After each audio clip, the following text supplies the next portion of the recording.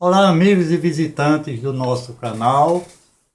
Vamos trazer hoje mais um tema para a gente apresentar aqui. Desta vez, vamos enfocar a nossa gastronomia regional, mas enfocando a questão histórica, as origens das nossas comidas típicas. E para participar hoje, aqui, nós vamos ter a participação remota da estudante Isadora, do quinto ano da Escola Jesus Menino. Olá, Isadora, tudo bem? E aí? Tertuliano, olá amigos. Tertuliano, eu gostaria de fazer a primeira pergunta para você.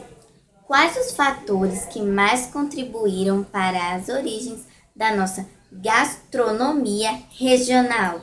Olha, as origens da nossa gastronomia típica regional, elas tiveram origens nos primeiros ocupantes aqui da nossa região, tá? No início do século XIX, tá certo? E quem muito contribuiu para que essa gastronomia ela se fundamentasse aqui na nossa região foram os tropeiros, né, que faziam intercâmbio comercial entre os sertões paraibanos e o Rio Grande do Norte.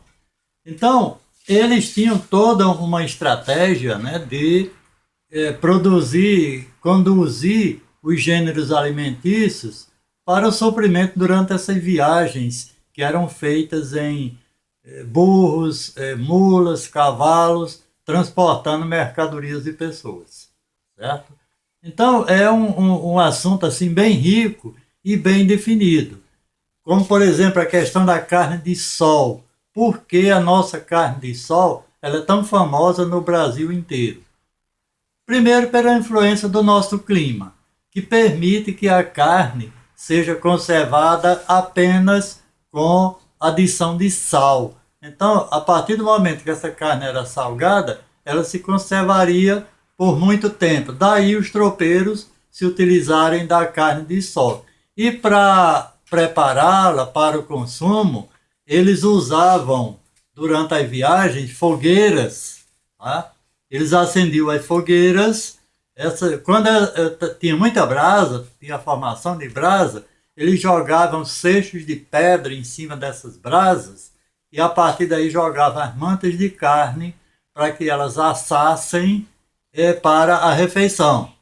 Também era muito comum a batata doce, que eles aproveitavam a cinza quente ainda da fogueira e enterravam ali as batatas doces e elas eram assadas na própria cinza para serem consumidas com a carne de sol. Ainda hoje é muito apreciado, né, uma carninha assada com batata doce. Tá? Também a questão do café, que era chamado café tropeiro ou café ferrado, e naquela mesma fogueira que eles assavam a carne, eles também ferviam a água, jogavam o café e a rapadura dentro ali daquele recipiente e ali fervia, o café decantava e eles consumiam, tinham o café assim bem característico da época. Tá? Como também a farinha de mandioca que acompanhava essas refeições. Tá? Então aí se fundamentou mais ou menos a nossa gastronomia de época. Tá? Já na questão da produção de alimentos, porque aqui na nossa região ainda hoje é muito usado o feijão macaça, que é a característica da nossa região. Por que o feijão macaça? Porque é uma variedade de feijão resistente à seca, pode ser plantado nas várzeas e exige pouco esforço, pouco cuidado na colheita. E é um feijão muito produtivo, como também a fava. Então, feijão e fava se constituíam nesses cereais básicos para a alimentação da nossa região. E o feijão macaça ele tem uma característica de ser muito usado na forma de farofa, como é que se faz a farofa de feijão macaça, se fazia muito na época. Cozinha-se o feijão, escorre-se o caldo e depois acrescenta-se banha de porco, banha de toucinho ou graxa de tripa dos animais, né, que são abatidos ali na própria fazenda, porque na época havia muito a criação de animais para o consumo da própria família. Então se consumia tudo. Quando se abatia um animal, um porco, uma cabra, então se aproveitava tudo aquilo através da salga. E aquelas carnes ficavam ali, se conservavam por muito tempo através da salga. Então tudo isso se compunha as refeições das famílias e dos trabalhadores, né? Que também o segundo cereal mais consumido depois do feijão era o milho, que era produzido na própria fazenda, no próprio sítio, nos roçados. Então, era uma alimentação assim produzida praticamente toda no próprio local. E essa alimentação ela se consolidou por muito tempo, só a partir dos anos 70, dos anos 80, com o êxodo rural e também a decadência do setor primário na região, é que se perderam esses costumes da nossa alimentação. E como era a qualidade dessa alimentação? Olha, Isadora, a qualidade desses alimentos, do ponto de vista gastronômico e nutricional, era muito bom. Era muito boa a qualidade, porque eram produzidos no próprio local, sem agrotóxico, sem nenhuma forma de degeneração. E aproveitava-se o alimento, a produção, de forma integral. Por exemplo, o milho, porque hoje, por exemplo, nós produzimos o nosso cuscuz somente com a massa do milho. Toda a parte do grão mais nutritiva é retirada, certo? Como é o caso do germe, do glúten, que são ricos em vitamina E, né, e em proteínas. Então, naqueles tempos, o milho, por exemplo, era consumido plantado na fazenda, colhido e consumido de forma integral, com todos os ingredientes que a natureza incorporou àquele grão. Então, era uma alimentação rica, embora de sabores, às vezes, discutíveis, porque dependia muito da forma de cozinhar, né? Mas era uma característica e era uma rotina o consumo de alimentos produzidos no próprio local, inclusive os alimentos de origem animal, como era o caso do leite, da carne de porco, da carne de cabra, enfim. Era uma alimentação mais rica e mais nutritiva. E quais eram os pratos mais consumidos naqueles tempos? Naquela época, os pratos, né, eram muito característicos de cada família, tá? De cada fazenda, e os pratos mais consumidos, como eu falei aqui, eram o feijão macaça, cozinhado apresentado de diversas formas, né? O leite, que não faltava em todas as refeições, né? O milho, o cuscuz, o xerém e o mucunzá, que eram acompanhados de leite em todas as refeições, porque naquela época para os trabalhadores, eram 5 refeições diárias. E o café da manhã, a merenda, o almoço, o jantar e a ceia. Então, esses alimentos, eles dependiam muito da rotina de cada propriedade. E além das comidas à base de milho, que eram o cuscuz, o xerém, o angu, havia também a questão da coalhada, que era presente principalmente no jantar e na ceia, sempre era acompanhado de coalhada. E também de batata doce, que também não faltava durante essas refeições, porque eram produzidas no local. Tá? Então, pode-se dizer, falar em feijão macaça, que às vezes eram consumidas, muito consumidas junto com rapadura, né? Farofa de feijão macaça com rapadura e arroz de leite. Tá? Também era muito apreciado o feijão macaça acompanhado de frutas, né? De caju, pedaços de caju, de melancia. O feijão verde, por exemplo, consumido com melancia, era muito usado. Tá? Então, as frutas acompanhavam as refeições. Tá certo?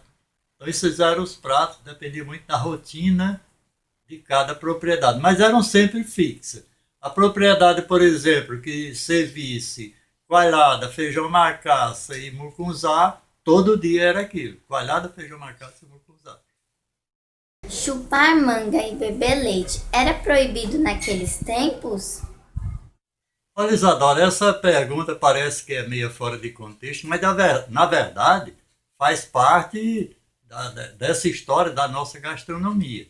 E tem a ver com o trabalho, com os trabalhadores.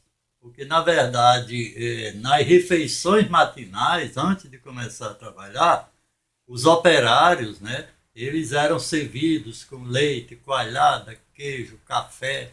Havia assim, um café da manhã sempre à base de leite, certo?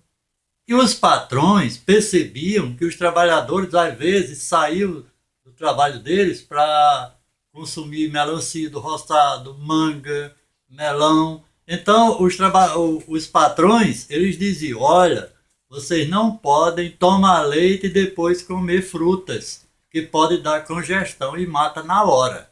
Então, eles criaram esse mito exatamente para evitar que os trabalhadores, né, largassem o serviço para comer manga, melancia, melão, ou qualquer fruta que tivesse dentro da propriedade.